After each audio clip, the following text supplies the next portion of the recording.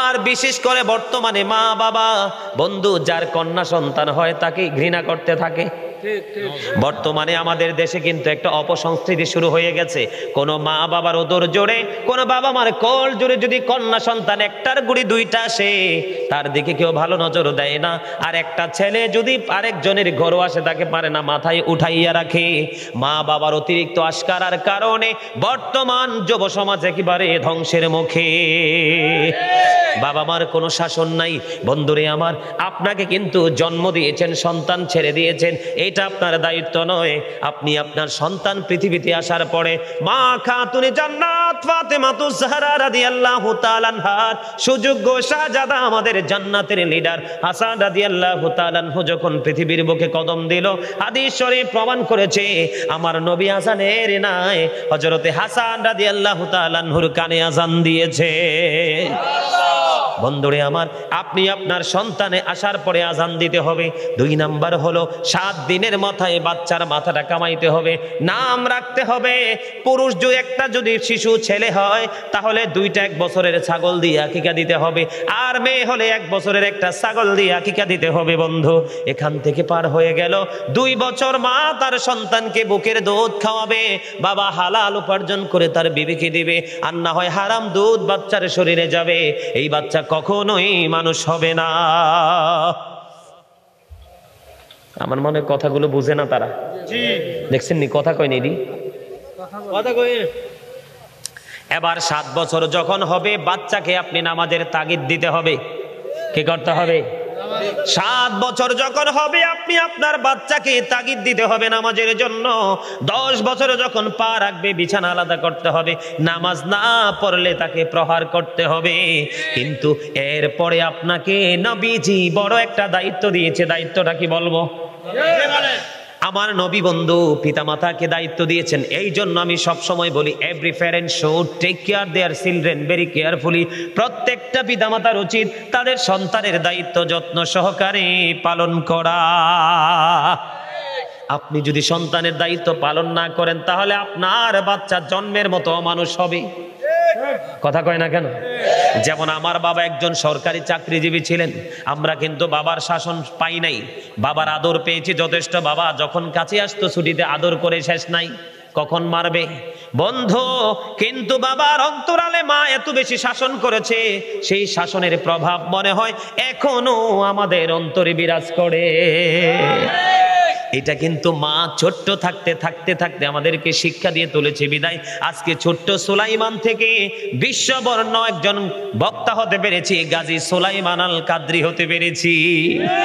এখানে আপনারা যারা বাবা আছেন, আমার আলোচনা যারা পর্দার অন্তরাল থেকে মা বোনেরা শুনছেন, আমি আপনাকে বলবো আপনার সন্তান 10 বছর হয়ে গেছে, 15 বছর হয়ে গেছে, আপনার সন্তান মানুষ হয় না, কারণ আপনি ওই যে বড় হইলে শাসন করলে চলবে না। বাচ্চার অন্তরে আপনি যে মা, আপনি যে বাবা, আপনি যে তার অভিভাবক, এটা বাচ্চাটাকে ছোট্ট থাকতে ধীরে ধীরে তার মনের মধ্যে একটু ভীতি সৃষ্টি করতে হবে। আর এই ভীতি নিয়ে যখন বাড়তে থাকবে, তার একটা সাইডে সব সময় বাবা মায়ের প্রতি একটা ভয় থাকবে যে আমি যদি অন্যায় করি, রং পথে হাঁটি, তাহলেই কিন্তু আমি বাবা মার মায়ের খেতে হবে। আস্তে আস্তে করে সন্তান বাবা মার দিকে অনুগত হবে, আর অন্যায় অত্যাচার ব্যভিচার সে বর্জন করতে থাকবে। এই জন্য আমার নবী বলে দিয়েছেন, বাবা মা যারা আছেন তারা মন খুলে শোনেন। এখন বাবা মা হন নাই, আরো পরে হবেন, তারাও শোনেন। আল্লাহর হাবিব সরকারে মদিনা তিনি বলেছেন, আদিবু আওলাদাকুম আলা সালাতি খিসালিন হুব্বি নবিকুম ওয়া হুব্বি আহলি বাইতিহি ওয়া আলা কিরাআতিল কুরআন। আমার নবী আপনার নবী বলেছেন, তোমরা তোমাদের সন্তানদেরকে 3টি বিষয়ে শিক্ষা দাও। কয়টি বিষয়? আর জোরে বলেন না, কয়টি বিষয়? তোমরা তোমাদের সন্তানদেরকে 3টি বিষয় শিক্ষা দাও। প্রথম নবী বলেছেন, হুব্বি নবিকুম, teach the love of the prophet. তোমরা নবীর প্রেম শিখাও, নবীর মোহাব্বত শিখাও, কারণ নবীর প্রেমই হলো ঈমান। আলা লা ঈমান আল ঈমান লা মুহাব্বাত আলা, নবীর প্রেম নাই তো ঈমান নাই। তাহলে আমি মনে করি প্রত্যেকটা পিতামাতার উপর এটা ফরজ হয়ে গেছে, আপনি আপনার সন্তানকে নবীর মোহাব্বত শিখাইতে হবে, মাস্ট বি। ঠিক কিনা বলেন? তারপরে বলা হয়েছে ওয়াহুব্বি আহলি বাইতিহি, টিচ ফ্যামিলি লাভ, নবীর পরিবারের ভালোবাসা শিখাও। তারপরে বলেছেন ওয়ালা কিরাআতিল কোরআন, learn to recite the holy Quran, তোমরা তোমাদের সন্তানদেরকে কোরআন তেলাওয়াত শেখাও। সুবহানাল্লাহ বলতে কষ্ট হয়? ওমর খোদা মুই কি হরমু, দেখছেন সুবহানাল্লাহ কয়নি? আর একটু জোরে কর না সুবহানাল্লাহ, আরো জোরে বলেন। ইলেকশনের সময় কি নাচাটা নাচেন, অমুক ভাইয়ের চরিত্র ফুলের মতো পবিত্র, আমি বলি হে বেটা ঠিক মতো নামাজ পড়ে না একক তো। আপনারা কি হাসতেও পারেন না?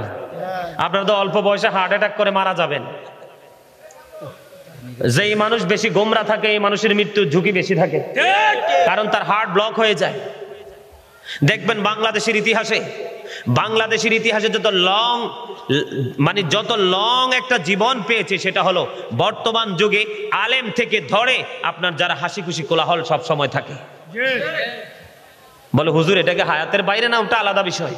হায়াত ফুরিয়ে গেলে যেতে হবে সেটা আলাদা বিষয়, কিন্তু পৃথিবীতে ভালো থাকতে হলে ভালো থাকার মতো কিছু কাজ করতে হবে। আপনারা কথা বলেন না কেন? আল্লাহ কি আপনাকে জবান দিছে কথা বলার জন্য, চা দোকানে বসে বসে গীবত করার জন্য, বাজারে গিয়ে এই বাড়ি ওই বাড়ি এটা ওইটাই অপ্রাসঙ্গিক কথা বলার জন্য, কুরমা ফলাও খাওয়ার জন্য, সিগারেট খাইয়া মিথ্যা সাক্ষী দেওয়ার জন্য? কিসের জন্য দিছে? হক কথা বলার জন্য দিছে। যাক, তাও মোটামুটি আল্লাহর ওয়ার্ডারের মানে সমর্থক শব্দ একটা আইছে, তবে মূল উত্তর পাই নাই। আল্লাহ বলেছেন remember me then I will remember you. আল্লাহ বলেছেন ফাযকুরুনি আযকুরুকুম, তোমরা আমাকে স্মরণ করো আমি তোমাদেরকে স্মরণ করব। তার মানে আল্লাহ আপনাকে পাঠাইছে আল্লাহর জিকির করার জন্য, আপনাকে রং তামাশা করার জন্য না। কি মনে করেন, খবর রাখেন কি আর জানেন কি? আল্লাহ কোরআনে বলেছে ইন্না বাতুশা রাব্বিকা লাশাদীদ, the seizing of Allah is difficult. আল্লাহর পাকড়াও বড় কঠিন, আল্লাহ খুব শক্তভাবে ধরবে। আল্লাহ তারপরে বলেছেন ইন্নাল্লাহা সারিউল হিসাব, Allah is quick to take account. আল্লাহ হিসাব গ্রহণে অত্যন্ত তৎপর। আল্লাহ খুব কঠিনভাবে হিসাব নিয়ে দিতে পারবেন? জীবনের সময়গুলো কোন কোন কাজে ব্যয় করেছেন সেই জবাব দিতে হবে। যৌবনকালকে কেমন করে ব্যয় করেছেন সেই জবাব দিতে হবে। কোন পথে অর্থ উপার্জন করেছেন, কোন পথে ব্যয় করেছেন সেই হিসাব দিতে হবে। এবং ধর্ম অনুযায়ী আমল কেমন করেছেন সেই জবাবও দিতে হবে। কি বুঝে আসছে? আমার কথা কি বুঝতে পারছেন? তাহলে কি মদ খাওয়া যাবে? সাপোর্ট করা যাবে? জুয়া, কথা বলেন না কেন? জুয়া, এই যে বর্তমানে খেলার নামে যেটা হচ্ছে, বাংলাদেশে জুয়া হচ্ছে, খুন হচ্ছে, মারামারি হচ্ছে, কাটাকাটি হচ্ছে, কোবাকুবি হচ্ছে, এখান থেকে বাঁচার কোনো সুযোগ নাই। ঠিক কিনা বলেন?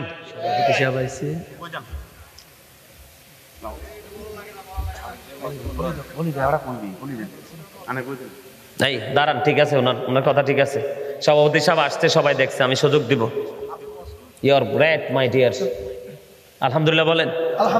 আরে কিছু কিছু সভাপতি আইলে তো ভাই গেট আপে মনে হয় যে আমি সেটা বইয়া যাই, আর উনি ওই দূর থেকে বলতেছে হুজুর ওয়াজ করো।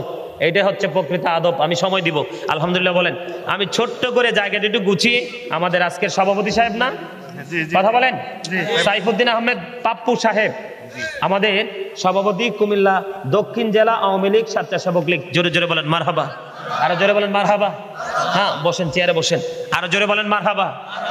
আচ্ছা, আমার কথাগুলোকে আপনার দরকার? এই যে আমাদের আওয়ামী লীগের স্বেচ্ছাসেবক লীগের যে আমাদের আজকে সভাপতি উনি আসছে, ওনাকে জিজ্ঞেস করেন ওনা মাদক বিরোধী আন্দোলন করে কি করে না, করে কি করে না জিজ্ঞেস করেন। গতকালকের প্রোগ্রামে যিনি কাউন্সিলর সাহেব উনি বলতেছে হুজুর আপনি যত ওয়াজই করেন কিন্তু এর মধ্যে আপনি মাদক নিয়ে একটু বেশি আলোচনা করবেন, কারণ আমি জইল্লা শেষ হয়ে গেছি, যতই পাহারা দিই মাদক চলে আসে আমার সমাজে। জোরে বলেন না নাউজুবিল্লাহ, আরো জোরে বলেন নাউজুবিল্লাহ। বন্ধুরে আমার, বলতে চেয়েছিলাম আমি যে জুয়ার কথা, কিসের কথা? তাহলে এই যে খেলা নিয়ে পাগল হলেন, একদিকে আপনি নামাজ ছেড়ে দিলেন, আর একদিকে শত্রু, আল্লাহ কোরআনের ভাষায় যাদেরকে শত্রু বলেছে তাদের সাথে আপনি গভীর একটা সম্পর্ক তৈরি করলেন।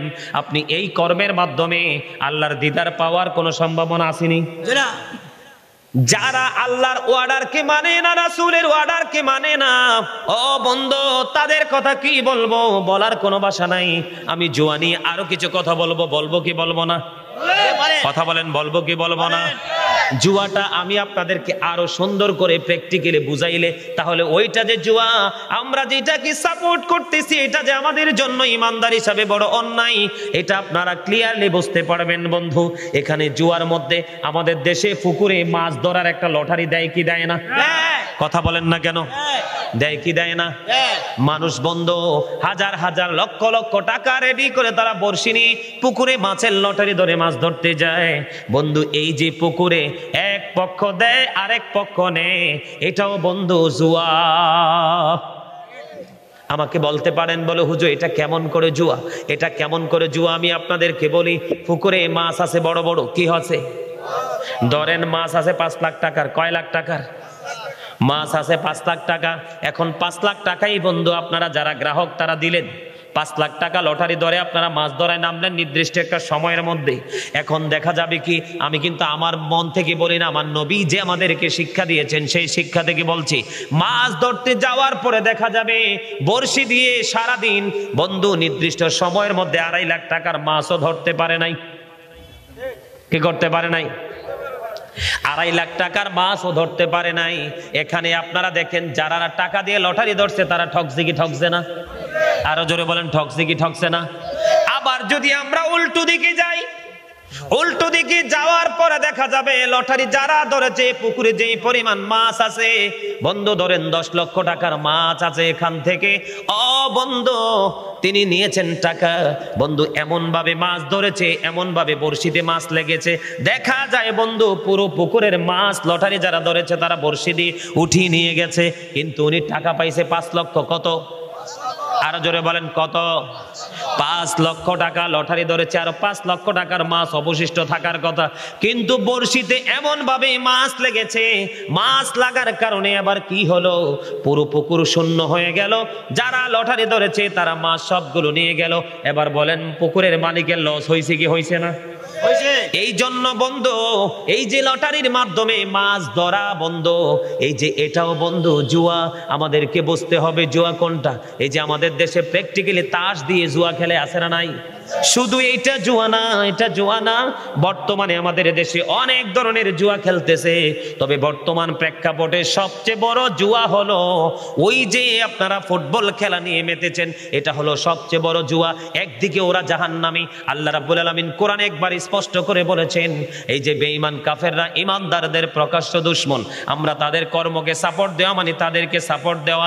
এখানে সবচেয়ে বড় অন্যায় হলো মুসলমানের জন্য সবচেয়ে বড় লস, সবচেয়ে বড় ক্ষতি হলো আপনি যদি পৃথিবীতে কোনো সিনেমার নায়ককে ভালোবাসেন, আপনি যদি পৃথিবীর কোনো শিল্পীকে ভালোবাসেন, আপনি যদি পৃথিবীর কোনো খেলোয়াড়কে ভালোবাসেন, কাল কিয়ামতের দিন যখন মানুষ সাকারাতের বিছানায় শুইবে, সাকারাতের বিছানায় শোয়ার পরে বন্ধু এত ভয়ঙ্কর অবস্থা হবে, 7 সমুদ্রের পানি দিলেও তার তৃষ্ণা মিটবে না। এমন একটা ভয়ঙ্কর সময়ে শয়তান আপনি যাকে ভালোবেসেছিলেন, যদি আপনি শিল্পীর প্রেমিক হন, যদি আপনি ক্রিকেটারের প্রেমিক হন, আপনি যদি ফুটবলারের প্রেমিক হন, এমনি করে করে বন্ধু ধর্মীয় আইনের বাইরে থেকে, ধর্মীয় কালচারের বাইরে থেকে যারা এই পৃথিবীতে বন্ধু বিচরণ করেছে, ওই সমস্ত মানুষকে যদি সাপোর্ট করতে থাকেন, তাহলে আপনার পরিণতি এমন ভয়ঙ্কর হবে, মৃত্যুর পূর্বক্ষণে সাকারাতের বিছানায় আপনি ঈমান হারিয়ে যেতে হবে। কারণ আপনার পছন্দের মানুষের ছোরত ধরে শয়তান এসে আপনার ঈমানকে ধ্বংস করে দিবে। জোরে জোরে বলেন না নাউজুবিল্লাহ। কারণ সবার ছোরত ধরতে পারে শয়তান, একমাত্র ছোরত ধরতে পারে না আপনার আমার প্রাণের নবীর।